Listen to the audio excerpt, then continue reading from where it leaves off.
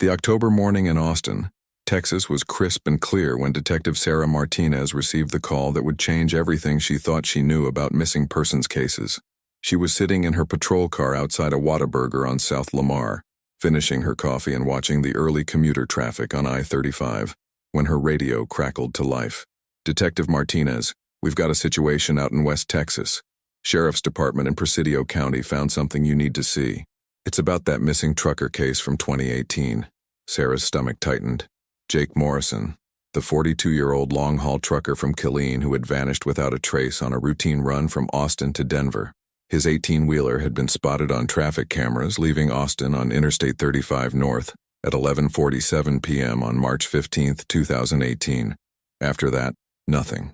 No credit card usage, no cell phone pings, no sightings of him or his distinctive red Peterbilt 379 with the custom chrome stacks and Lone Star Express emblazoned on the side. "What did they find?"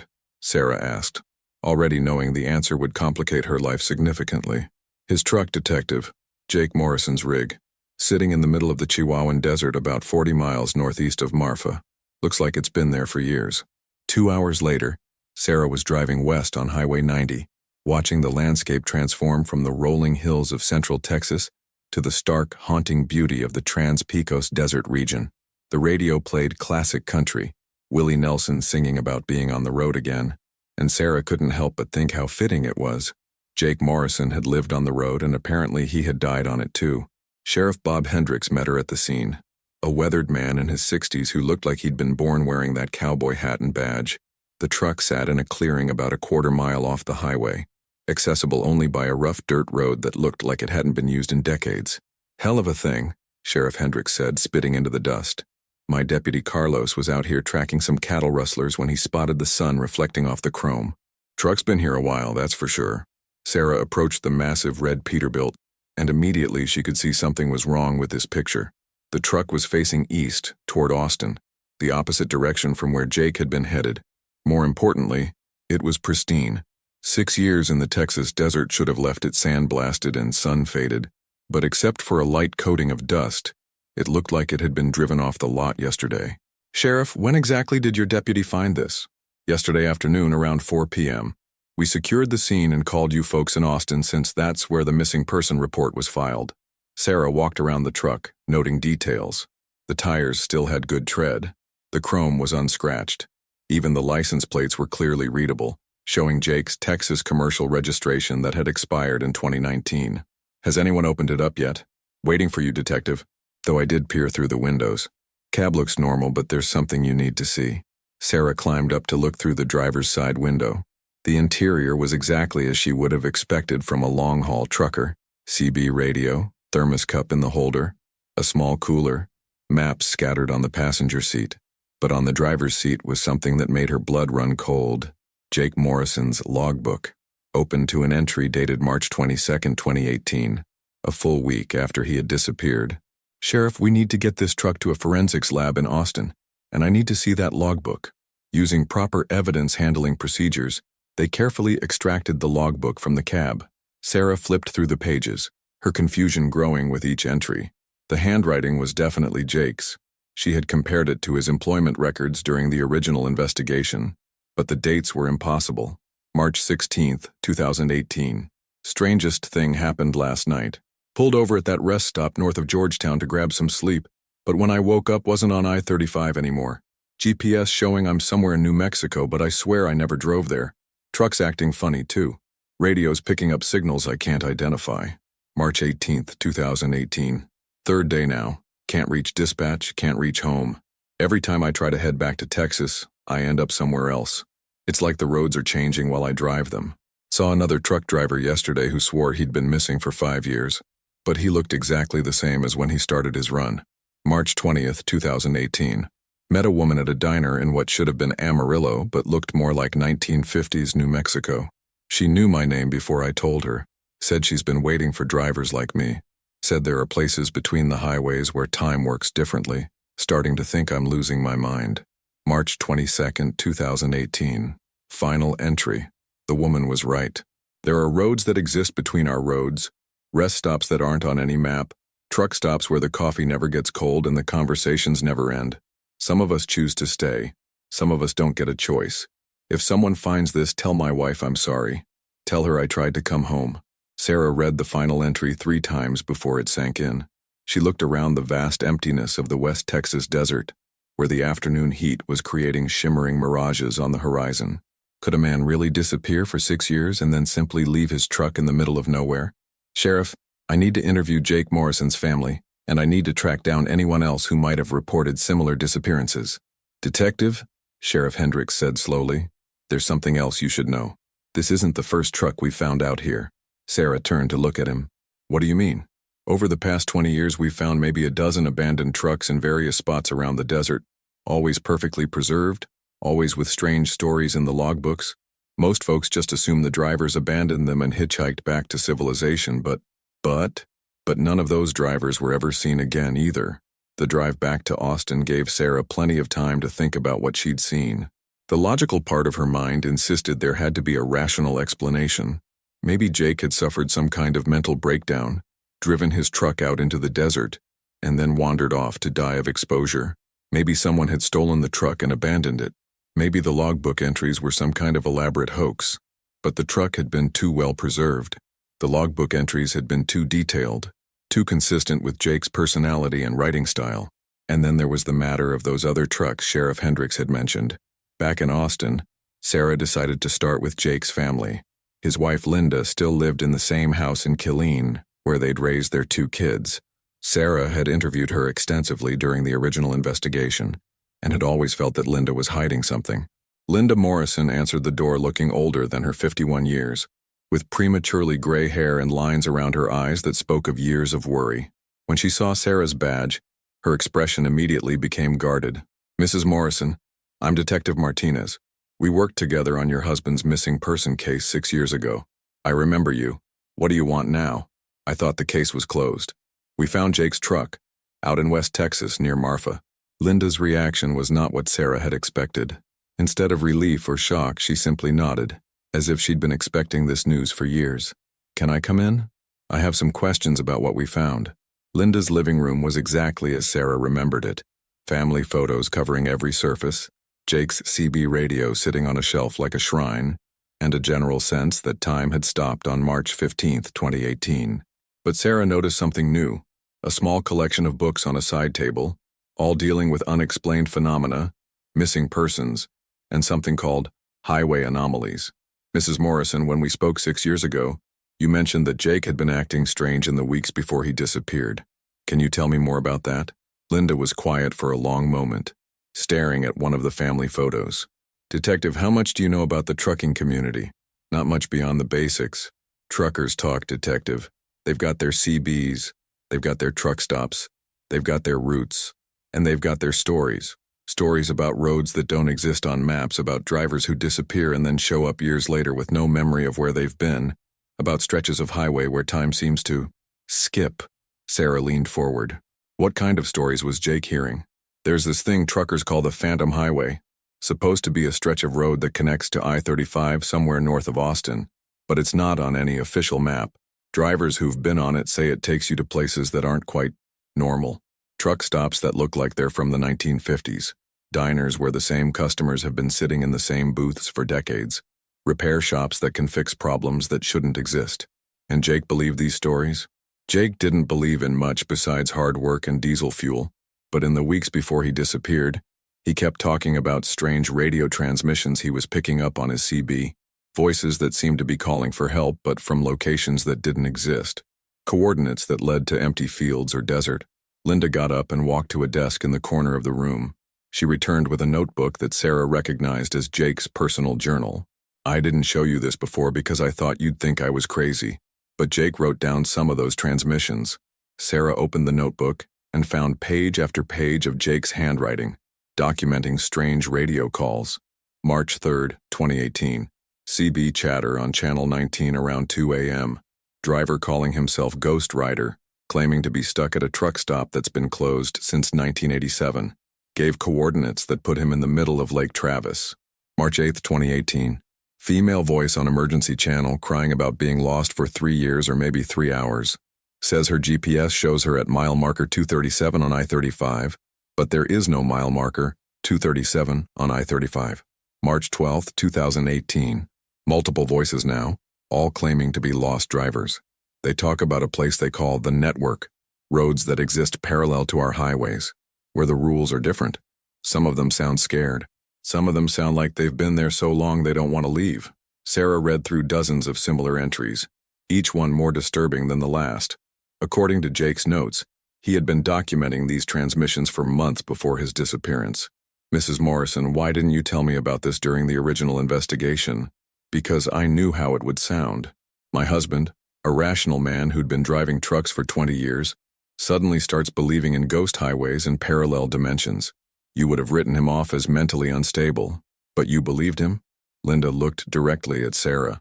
"Detective, on the night Jake disappeared, I heard his voice on our CB radio at home, at 3:17 a.m. I remember the time exactly because I wrote it down.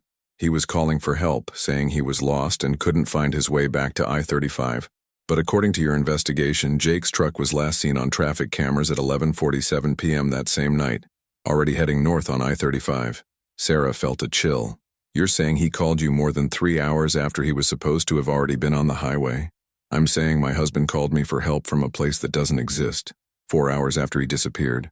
That evening, Sarah sat in her apartment staring at copies of Jake's journal entries and trying to make sense of what she'd learned.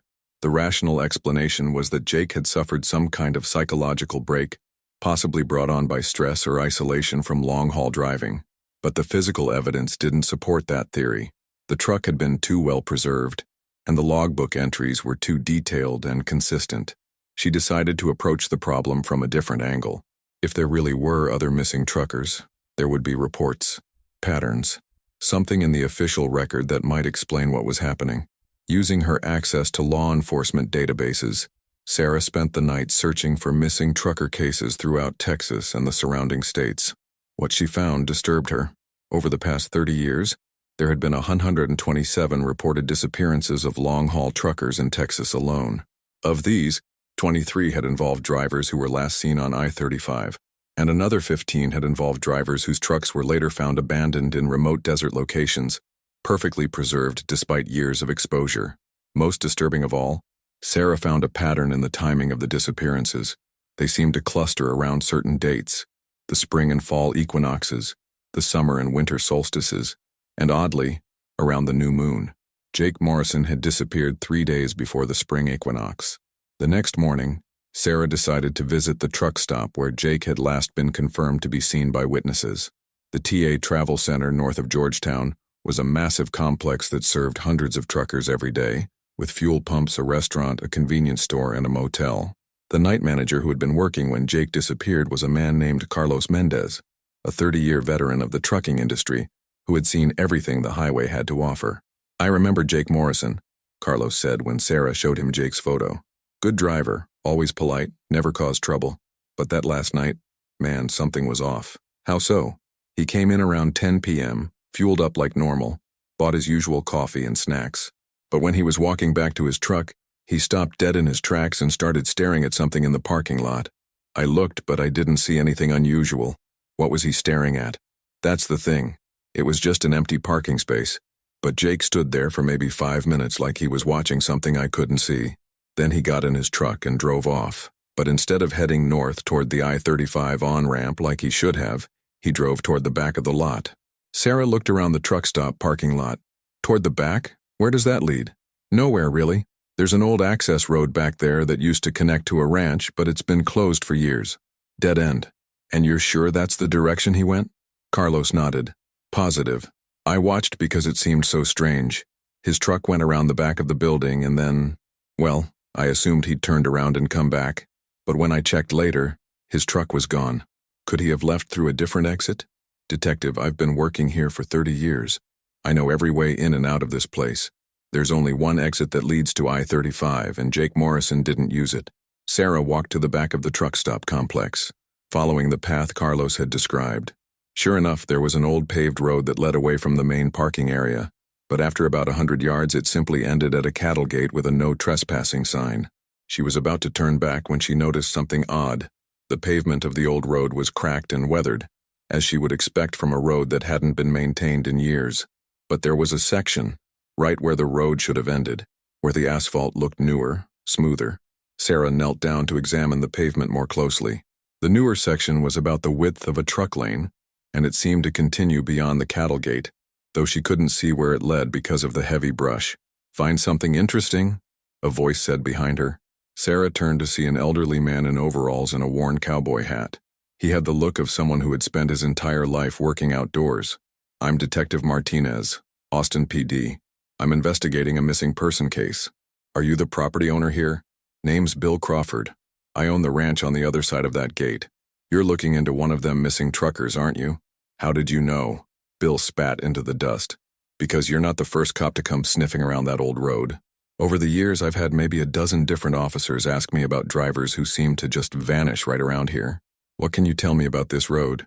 "Well, officially it's been closed since the 1980s when the county rerouted traffic to the new highway. But the thing is, Detective, sometimes that road exists when it shouldn't." Sarah looked at him more closely. "What do you mean?" "I mean sometimes, usually on certain nights when the moon's dark and the air's got that particular feel to it, you can see headlights going down that road even though it dead ends at my gate. And sometimes if you're standing in just the right spot at just the right time, you can see that the road keeps going, right through what should be solid ground." "Mr. Crawford, are you saying this road is some kind of paranormal phenomenon?" Bill laughed, but it wasn't a happy sound. "Detective, I've lived on this land for 67 years. My daddy owned it before me, and his daddy before him. This family has been ranching here since before there was a truck stop, before there was an interstate highway, hell, before there were trucks. And I'm telling you, there's something about this particular piece of ground that ain't natural. Have you ever tried to investigate it yourself?" "Once. Back in 1987 when I was young and stupid enough to think I could solve mysteries. Followed that road on foot one night when it was active. Walked for maybe 2 hours and it seemed like the road kept going forever, through landscapes that sure as hell weren't in Texas. Eventually I got scared and turned back. When I looked over my shoulder, the road behind me was gone. Had to walk through the brush for 6 hours to get back to my house." Sarah spent the rest of the day interviewing other employees at the truck stop, but none of them had anything useful to add. However, as she was preparing to leave, Carlos Mendez pulled her aside. "Detective, there's something else you should know. That old road? It's been more active lately." "Active how?" "More lights at night, more truckers asking directions to places that don't exist. And about a month ago, we had a driver come in, claiming he'd just returned from a 3-year trip that had only taken him one night. Said he'd been driving on roads that connected to highways all over the country but weren't on any map. Where is this driver now?" "That's the thing. He got spooked when he realized no one believed his story. Bought some supplies, fueled up and drove off. Haven't seen him since." "What was his name?" "Tommy Valdez. Drives a blue Kenworth with Valdez Transport on the side. Texas plates." That night, Sarah ran Tommy Valdez's name through the system. What she found made her blood run cold. Tommy Valdez had been reported missing by his family in El Paso 3 years ago. His truck had been found abandoned on the side of I-10, but Tommy himself had never been located. Until, apparently, a month ago when he had shown up at the Georgetown truck stop, claiming to have been gone for only one night. Sarah tried calling the El Paso Police Department to get more information about the Valdez case, but when she reached the detective who had handled the investigation, she got an earful of frustration. "Detective Martinez, I worked that case for 18 months. Tommy Valdez vanished without a trace, no signs of foul play, no financial troubles, no reason to run away, just gone. And then last month his sister calls me, claiming Tommy called her from New Mexico saying he was on his way home and had just gotten lost for a few hours. Sister insists it was his voice, but the whole family swears he's been missing for 3 years. Did you follow up?" "Tried to, but when I called the number his sister gave me it was disconnected, and when she tried to call him back she said the number had never existed." Sarah hung up feeling more confused than ever. She had a trucker who had disappeared 6 years ago and left behind journal entries documenting impossible experiences. She had another trucker who had been missing for 3 years, but claimed to have been gone only one night, and she had a stretch of road that seemed to exist only sometimes, leading to places that weren't on any map. The next day, Sarah made a decision that she knew her superiors would not approve of. She was going to stake out the old road behind the Georgetown truck stop and see what happened when the conditions were right for whatever phenomenon was occurring there. She checked the lunar calendar and found that the next new moon was 3 days away. If Bill Crawford was right about the timing, that would be when the road was most likely to be active. On the night of the new moon, Sarah parked her unmarked police car in a position where she could observe the back of the truck stop without being seen. She brought coffee, snacks, a camera with night vision capability, and a CB radio tuned to channel 19, the frequency truckers used for general communication. For the first 2 hours, nothing happened. The truck stop operated normally, with drivers coming and going, fueling up, taking breaks. The old road remained dark and empty. Then around 2 a.m., Sarah's CB radio crackled to life. "Breaker 19, this is Ghost Rider looking for some help. Can anyone give me directions back to I-35? My GPS is showing me in Nebraska, but I know I never left Texas." Sarah felt her pulse quicken. This was exactly the kind of transmission Jake Morrison had documented in his journal. She keyed the microphone. "Ghost Rider, this is Big Sister. What's your 20? She used the CB handle Jake had mentioned in his notes. "Big Sister, I'm at what looks like mile marker 847 on I-35, but my atlas only shows markers up to 370. Been driving for 6 hours and I swear I'm passing the same landscapes over and over." Sarah looked toward the old road.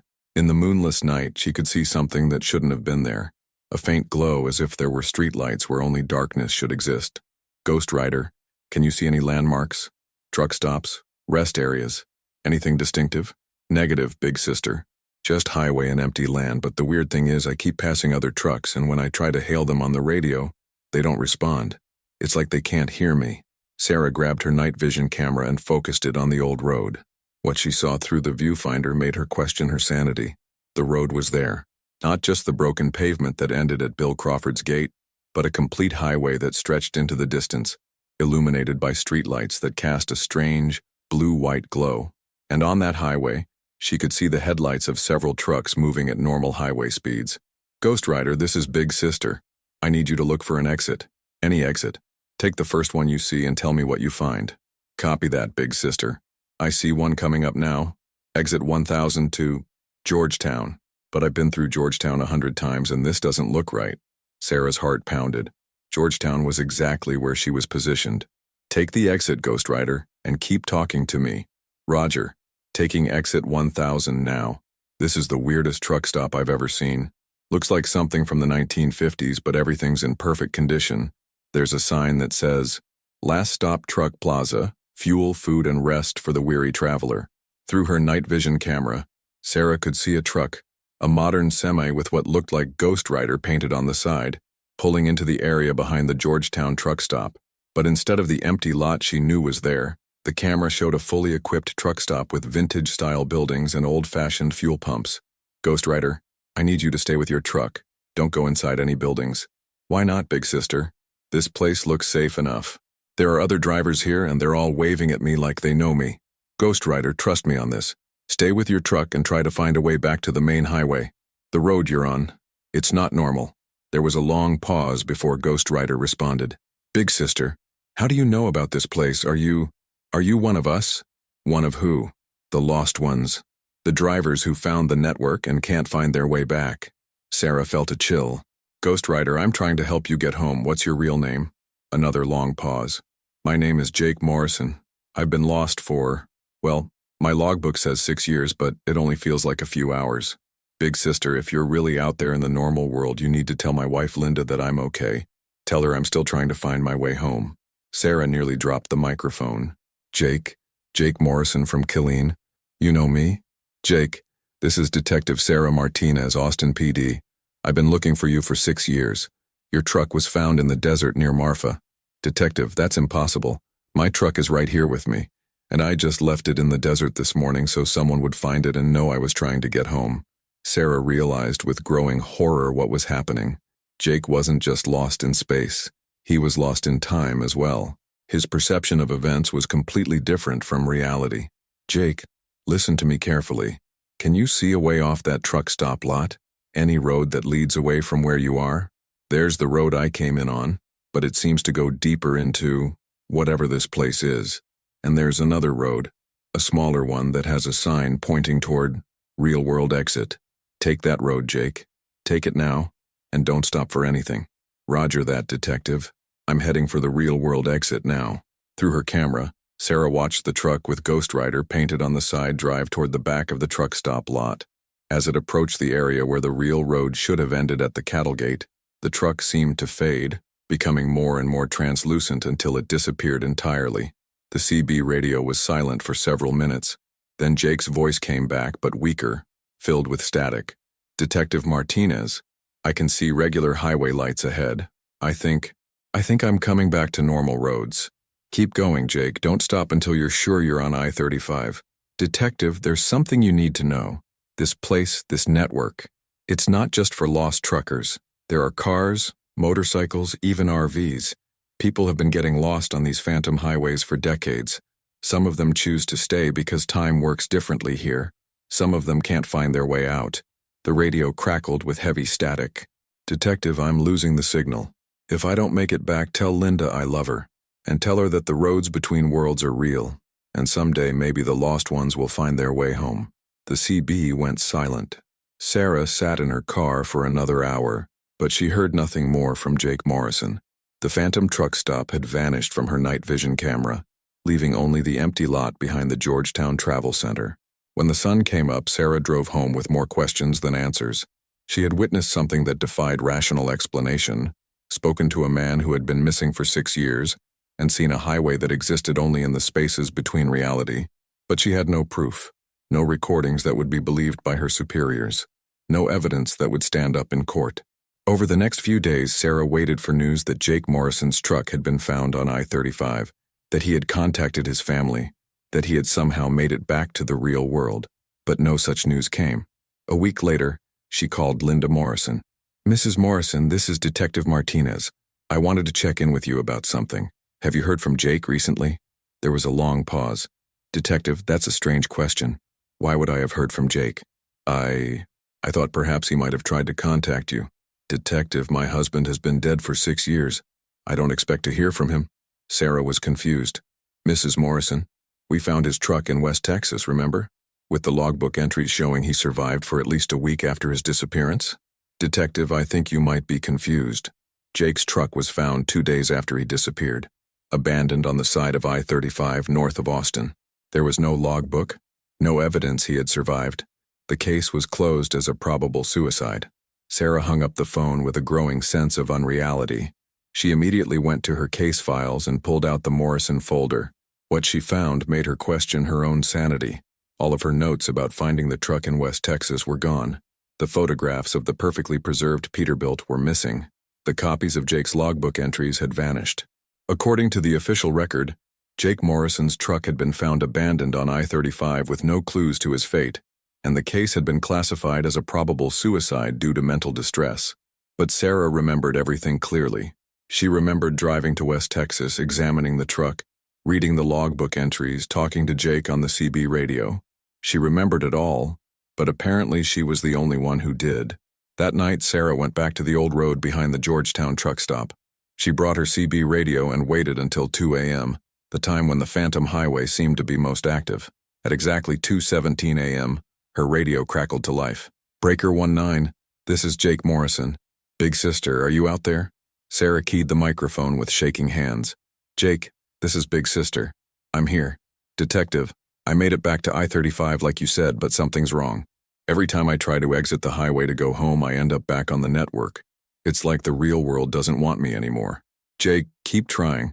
There has to be a way." "Maybe, Detective, but I've been thinking about what you said, about my truck being found in the desert. I think maybe I did make it home in a way.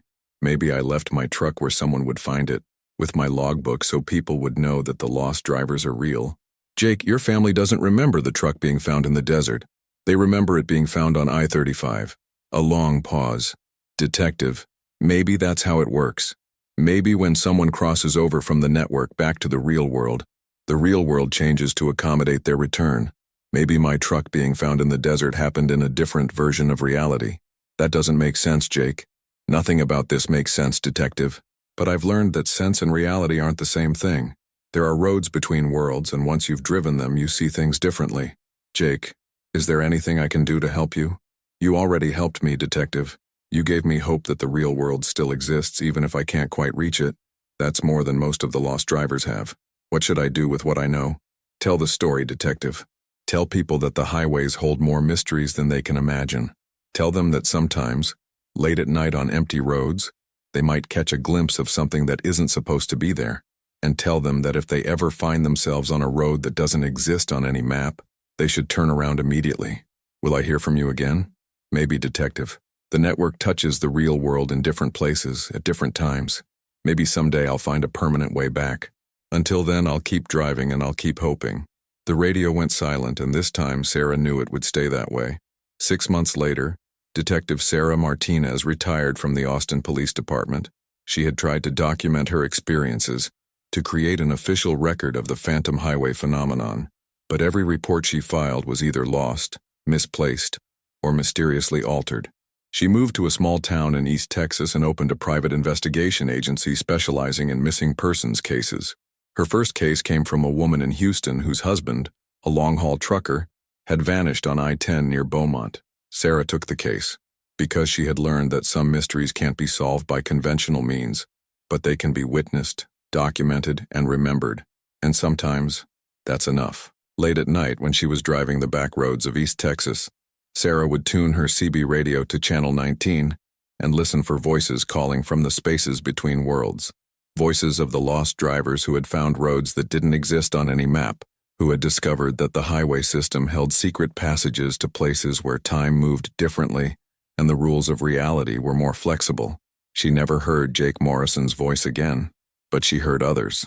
Drivers who had been missing for days, years, or decades, all of them trying to find their way home through a network of phantom highways that connected impossible destinations. And sometimes, very rarely, Sarah was able to help guide them back to the roads they knew, back to the world that made sense. It wasn't much, but it was something. And on the highways of America, where millions of travelers moved from place to place every day, never knowing what lay beyond the next curve or over the next hill, that something was enough. The network was real, and it was waiting. But so was home. Epilogue. In a truck stop outside of Flagstaff, Arizona, a CB radio crackles to life in the early hours of the morning. Breaker 19. This is Lost Highway looking for directions to anywhere that makes sense. I've been driving for 2 days through country that can't exist and my fuel gauge hasn't moved. Can anyone copy? A woman's voice responds. Lost Highway. This is Guardian Angel. I copy you. What's your location? Guardian Angel. My GPS shows I'm at mile marker 2847 on I-40, but I-40 doesn't have that many mile markers. The landscape outside looks like Mars, and I keep passing the same rest stop every hour. Lost Highway. I need you to look for an exit sign that mentions a real city. Any real city. When you find one, take it and don't look back. Copy that, Guardian Angel, and thanks for believing me. Lost Highway. There are more of us than you know. Now let's get you home. The conversation continues into the night. Another voice guided back from the spaces between highways. Another traveler helped home from the roads that exist only for the lost. And somewhere on the phantom networks that connect impossible places across the American landscape, Jake Morrison continues his journey, still hoping to find the exit that will take him back to Linda, back to Texas, back to the world where truck drivers disappear for logical reasons and time moves in only one direction. But until that day comes, he drives the roads between worlds, helping other lost travelers find their way home, and keeping alive the hope that someday, everyone who has been lost will be found again.